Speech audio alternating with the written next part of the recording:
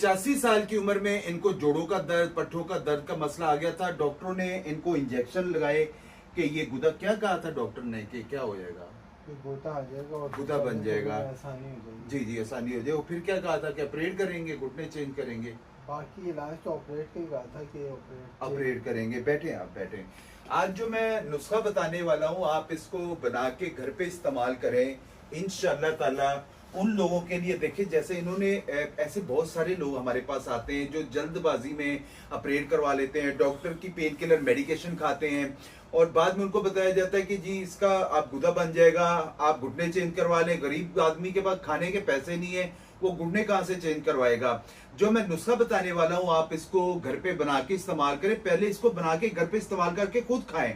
अगर इससे आपको बेहतरी आती है तो अच्छी बात है। अगर आपको कोई मसला है, कोई दिक्कत है, परेशानी है, तो आप मुझसे कांटेक्ट कर सकते हैं। मेरे नंबर बायो में दिए गए हैं, व्हाट्सएप पे नीचे मेरे नंबर चल रहे हैं। फिर नुस्खा क्या लेना है, जबरदस्त नुस्खा है। मुस्तकी रूमी ले लेना आप लोगों ने 50 ग्राम, इसगंध नगोरी ले लेना आप लोगों ने 50 ग्राम, ऊद बलसा लकड़ी है ये भी 50 ग्राम, संगाड़ा ले लेना है 50 ग्राम, सुरंजान तलक ले लेना है 50 ग्राम, चोप चीनी ले लेना है 50 ग्राम, सुरंजान शीरी ले लेना है 50 ग्राम, गूंद छवारा ले लेना है 50 ग्राम और 5 से 10 ग्राम इसमें जाफरान ऐड करिएगा। इन सारी चीजों को ब्लेंडर में ब्लेंड करके पाउडर बना लीजिएगा।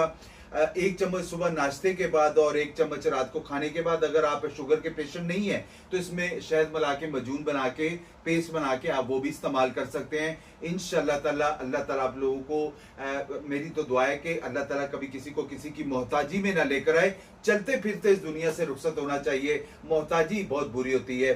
तो माशाल्लाह 85 साल की उम्र में मैसेज देने का मकसद, आपको मेरे एड्रेस का कैसे पता चला था यहाँ का दवा खाने का?